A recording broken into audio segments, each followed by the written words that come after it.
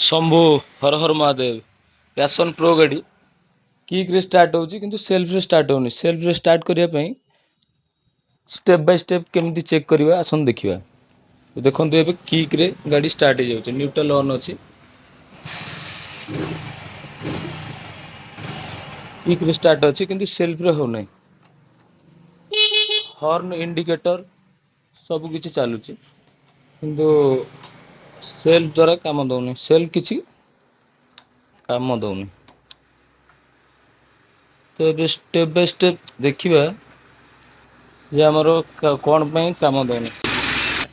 Self चालू करिया पई बैटरी रो 12 वोल्ट सप्लाई नियति आवश्यक बैटरी रे वर्तमान हमर 12 वोल्ट सप्लाई अछि देखिनते हमरो बत्ती लाइट भी जळुची तो सेल्फ काम करिया पई हमरो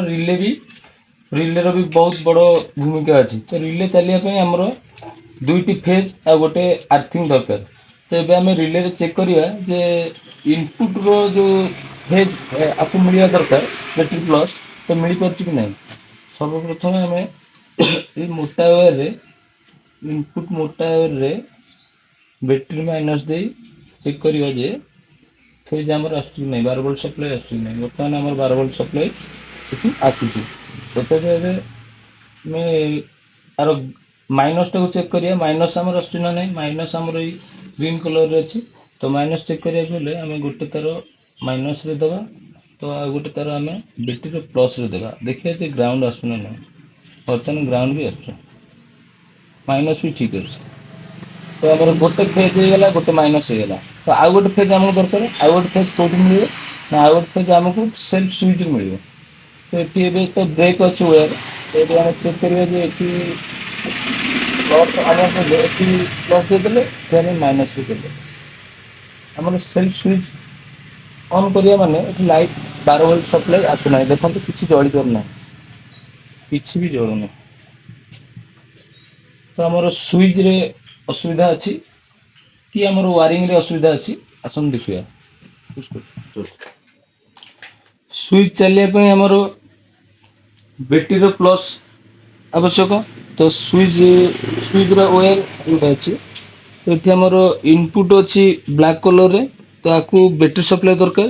स्विच चालू करिया पई और स्विच चालू होला परे रिटर्न सेल्फ रिले पई जो वायर जे हम जो चेक करूथले हळदी रे नाली कलर एठी भी अछि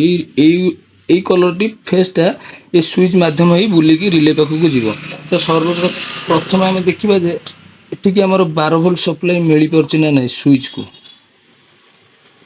स्विच के हमर 12 वोल्ट सप्लाई मिलुछि देखंतु एठी बल्ब भी जळुछि हां तो ये ठीक अछि स्विच रो 12 वोल्ट सप्लाई गला परे स्विच ऑन करिया परे रिटर्न 12 वोल्ट सप्लाई हळदिया तार रे आसुछि ना नै चेक करिया बैटरी माइनस स्विच की टिके ऑन करिया रिटर्न स्विच रु भी करंट आसुछि तो हमरो ये जो रिले स्विच रु रिले को जाउथिबा हळदी रे नाली कलर तार अछि तो से तार हमरो बॉडी रे कोठोटे वायरिंग ब्रेक हे जाई तो अबे हमें टांकी को खोली बा साइड से जाई तो वायर को चेक करिया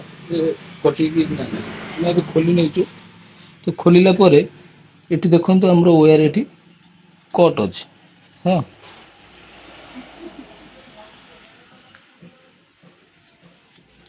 देखंतु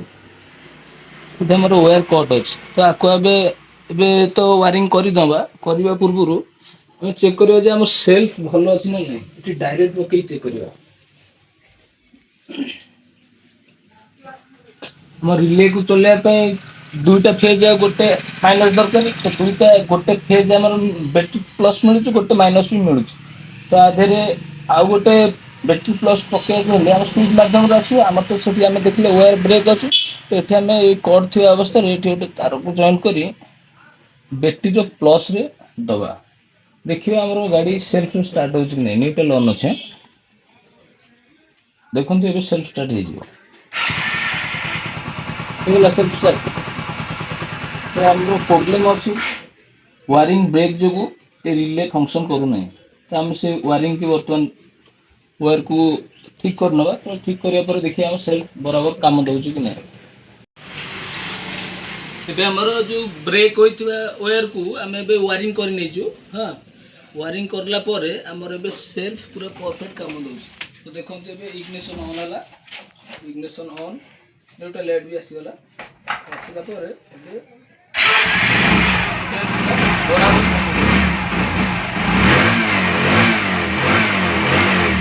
ଆଉ ଥରେ ବି ଦେଖି ଦିଅନ୍ତୁ।